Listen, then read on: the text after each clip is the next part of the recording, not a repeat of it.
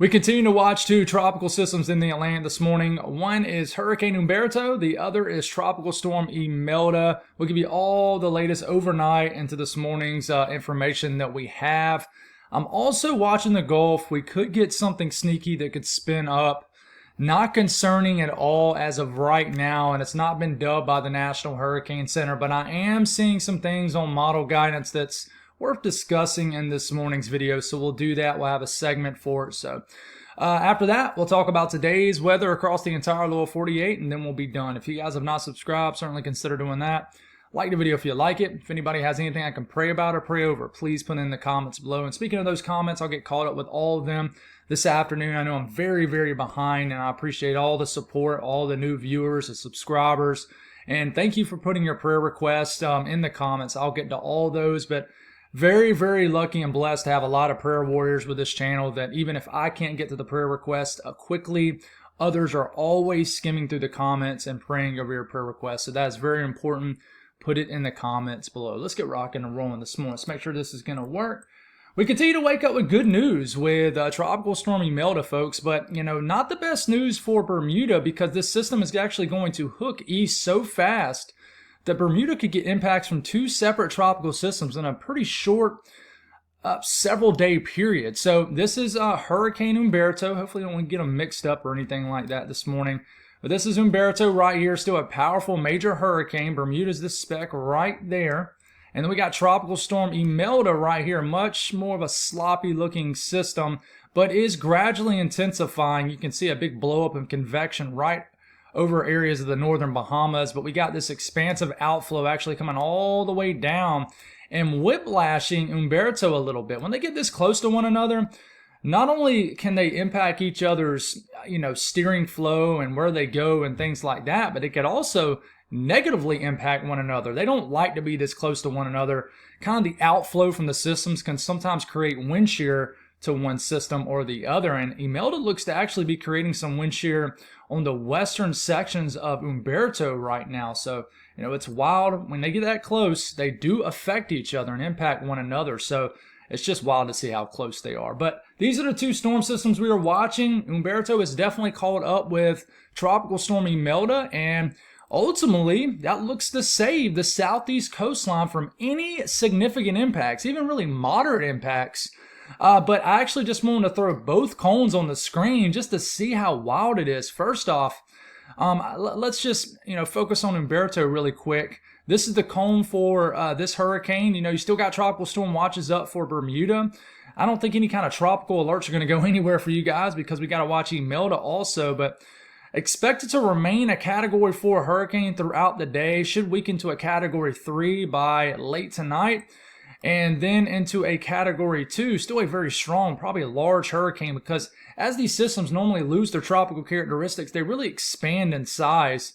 But it will move to, say, the north-northwest as we get into tomorrow night up Bermuda, and then be well north of Bermuda by the time we get into, say, Wednesday morning or so. But this system's going to be so large, and because we always know that the east side of these tropical systems are the worst, and we call them the dirty side of these tropical systems, Bermuda's going to be on the east side. So you're going to get whiplashed by some outer bands. And I mean, this system's coming up to you right now. If we go back and look at satellite, you can see Bermuda's right here. And you can see all the convection indicated by the colors on the screen. Those colder cloud tops, meaning stronger thunderstorms, things like that. So if we do take a large look at the cone, it looks like it's going to safely go south of Atlantic Canada. So not much to mention for you folks, and that's why I haven't really done a segment for you guys, because it just looks like everything's going to pass safely to the south. But Tropical Storm Imelda should forecast into a stronger tropical storm later this afternoon. By the time we're in the 2 a.m. Overnight tonight, Tuesday morning, a 70-mile-per-hour storm, and by the time we're getting into tomorrow afternoon, should be a hurricane, but at this point, it's already starting to move east, a Category 1 hurricane, and could get as strong as a high-end Category 1 hurricane. In fact, it could be a strengthening hurricane as it's moving maybe right over Bermuda. Bermuda is almost right in the middle of this cone. Remember, this cone isn't the impact cone, so even if this cone was way down here, Bermuda could still get impacts. But Bermuda, you guys are right in the middle of the cone for what is eventually likely going to be Hurricane Imelda. So you're going to get impacts from Humberto first, and then like literally 24 hours later or less, you're going to get impacts. I mean, look, this is the cone for this, right? System's passing way up here, and at the same time when the system's like up here, Imelda is following right behind. So, I mean, like a Wednesday into Thursday thing, I would say Tuesday through Thursday type thing. Now, this system does try to move north in the long range here as we're getting into this weekend. So, you know, how close does this get to, say, southeast Newfoundland? We'll certainly watch, but right now it's not anything concerning or anything like that. So this is the cone for both of these systems. Now, going over model guidance, I'm not going to have a separate segment for each system because they're right beside each other. We can show both on the screen here. So this is Humberto, this is Imelda right here. And as we kind of move this in motion, there goes Humberto as we're getting into Tuesday afternoon on the Euro. Bermuda's right here. Humberto moving away to the north, but close enough to bring some impacts. They're so close, guys, that their moisture is actually connected. And then we got Category 1 or 2 hurricane, Imelda making an approach to Bermuda. Bermuda's like right into here, folks. And this looks to, on this specific run, move just south of Bermuda. But man, it's going to be wild in Bermuda, you know, as we get over the next day or two throughout the rest of the work week. So hopefully you guys are prepared for this, kind of a 1-2 punch, if you will. But yeah, GFS, same thing, you know, gets this system and moves it well west, talking about Humberto, then gets it well north. And then we got Imelda following right behind, and GFS literally makes a landfall with Imelda as a Category 2, close to Category 3 hurricane. 963 millibar. I mean, that's probably a high-end Cat 2, getting close to major status as we're getting into Wednesday evening. It, you know, passes over Bermuda. And it's going to be hard to make an exact landfall in Bermuda because Bermuda is a very small island out here in the Atlantic. So you need to really be accurate with these tropical systems, but let's hope that's not the case. It looks to move pretty fast, but of course, 1-2 punch, right? We know Humberto is not going to make an exact landfall, but we don't know that about Imelda. The Euro AI model, here goes Humberto, passing to the west, northwest, and north as we're getting into Wednesday. Then we get into Wednesday evening, and then here comes Imelda. Looks like the center of the storm passes literally just not that many miles just north of Bermuda as we are getting into Wednesday night and the Thursday morning. Then it races off. So if we're looking at ensemble guidance, you know, Humberto is right here. It's like every single member passes to the west, northwest, and north. But Imelda, it's not that easy. We got many members that just get extremely close to Bermuda, if not make a landfall. A couple of these members almost make a landfall here. So those are the members there. And if we look at the, let's look at this. We look at the Google DeepMind here. And we'll have to get this in motion. Google DeepMind. Yeah, not a huge concern. What's interesting to me is some of these members with Humberto, you see this cluster of members actually get Humberto to actually slip back to the southeast. So, I mean, man, what a weird scenario. So you almost get a scenario where both of these systems sort of almost run into each other just east of Bermuda. Very interesting scenario there. So as far as impacts, I mean, this is Imelda. All the heavy rain has shifted offshore, so that's good news. As far as winds, I mean, we're not even expecting tropical storm force winds up against the Carolina and Georgia coastline anymore. Bermuda, totally different story, 1-2 punch. I mean, you got a 80 to 90% chance to get 40 mile per hour wind gust or higher in Bermuda with Humberto. And then you can already see the coloring here of Tropical Storm Imelda, eventually Hurricane Imelda. And you can see this little nudge right here. That is Imelda. And then you look at chances to see hurricane force wind gusts, which is basically 75 mile per hour wind gusts or higher. Of course, there is Humberto. And then here is Imelda already showing up over Bermuda. I mean, there's already a 20-30% chance to see hurricane force wind gusts in Bermuda. It's going to be a rough week for you guys. You got to prepare for that. So, speaking on a little bit of something I'm seeing in the Gulf, not anything concerning, but I think it's worth mentioning. We get into Thursday of this week, October the 2nd. Time frame is up here. Okay, we get into Friday. First off, I do want to mention kind of a backdoor cold front will be draped across. Kind of a leftover trough across the southeast. This is going to dry out the southeast, but it's going to create a boundary and what we call homegrown activity somewhere in this area that I'm doing the cursor. This is going to keep a lot of clusters of moisture down in the Gulf and off the coast of the southeast and over Florida. It's going to be a wet week as we are getting deeper into the week. Then you see a low pressure pop up down here. This is getting in a Saturday morning this coming weekend. And then you see a little spin down there. It's not a big deal, but it's a little bit of something. We got to watch that. You look at the euro. Does it show something similar as we're getting into deeper into this work week? Yeah, it shows a cluster of moisture down here. And as I get this in motion, you can see a little spin from this. So, we definitely got to watch the Gulf. Nothing concerning at all. But, you look at the icon, it more so wants to develop some sort of tropical system in like the Bay of Campeche, kind of the southern Gulf. But it does have a lot of moisture hanging out in the northern Gulf. And now I'm showing you the icon because we got to tip our cap to it. The icon did very well with Imelda, with ultimately showing that path going back east. So you might as well show it a little bit of love. So we get into this weekend. You can see a lot of moisture hanging out over the northern Gulf, heck, even off the coast of the southeast. So does anything kind of spin up there? I think there's a possibility.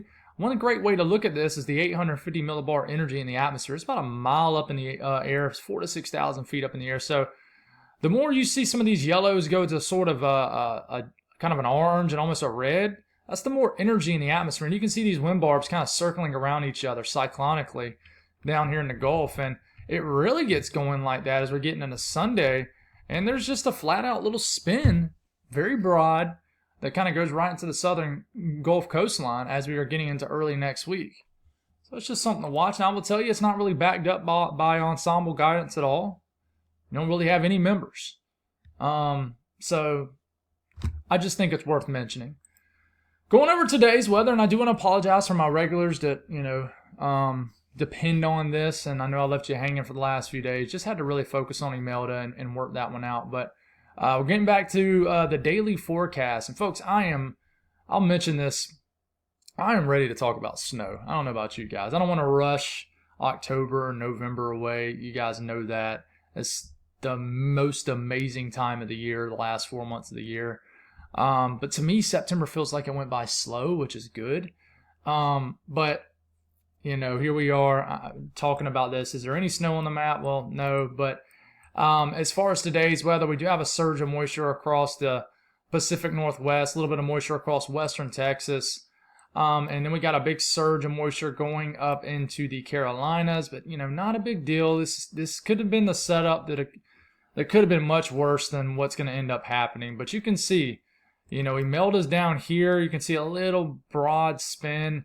We got some heavy rain kind of surging into the Carolina coastline. I wouldn't even call that heavy, but this is the moisture getting pulled up from the tropics, from Imelda. Now, if we go over the latest from the Storm Prediction Center, no severe weather expected, just a general risk of thunderstorms in the areas in light green. Any excessive rain to worry about? This has dropped off so much that they don't even have a slight risk of excessive rainfall in the Carolinas. And nothing even for tomorrow either. So it's crazy how much and how fast this dropped off. But looking at the southeast today, just, this is going to bring a lot of cloud cover and rain showers to Florida and Georgia and the Carolinas. So it'll keep temperatures on the cooler side. But we'll have rain, just kind of mainly light, some areas of moderate to heavy rain, just kind of moving into the Carolinas all the way up into Virginia. I've had mixed, I think there's been definitely mixed emotions for Imelda. And you know what? We'll talk about that at the end of the video. But you can see Imelda down here, just safely making that turn east. All model guidance shows it. So that's good news with that. But the Northeast, here it comes.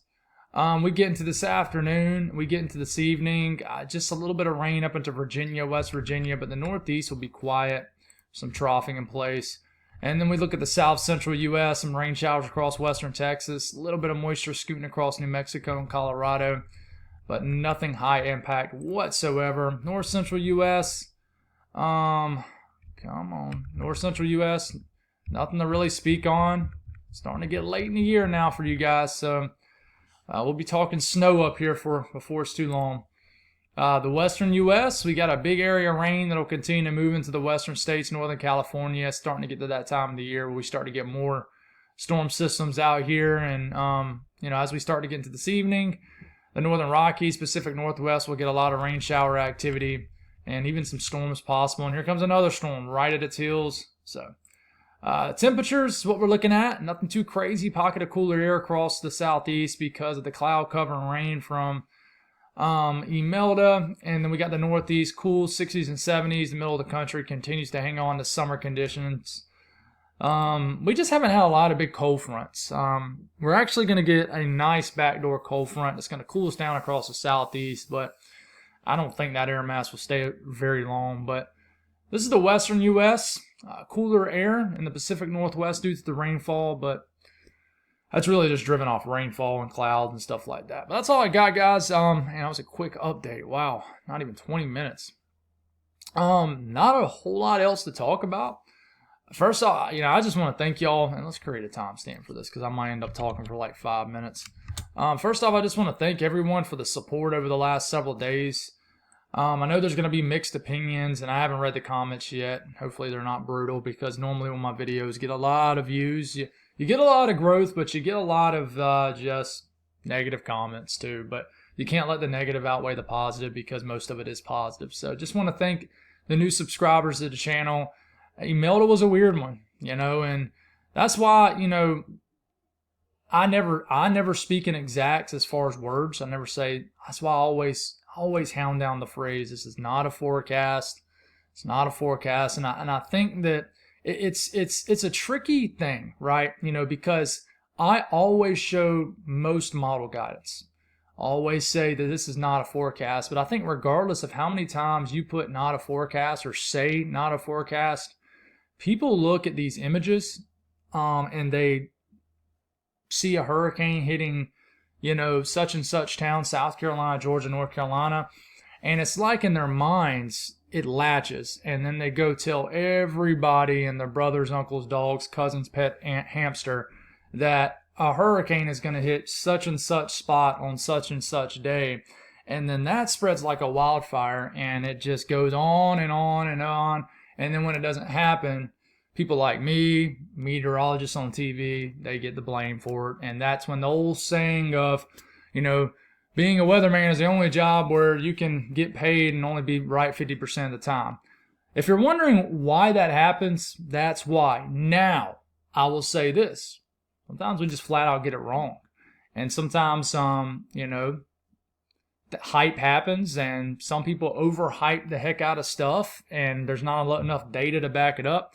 But I wish I could pull it up. If we go back and we look at the first cone that was issued from the National Hurricane with Imelda, first off, we mentioned the cone isn't remember, an impact cone, but remember how that cone was doing like this? Let's see if we can do it. Let's see if we can draw on this real quick. The cone was going almost just like that, right? So even the National Hurricane Center, they saw all the model guidance that was showing a landfalling tropical system. So that's why I make 2 videos a day.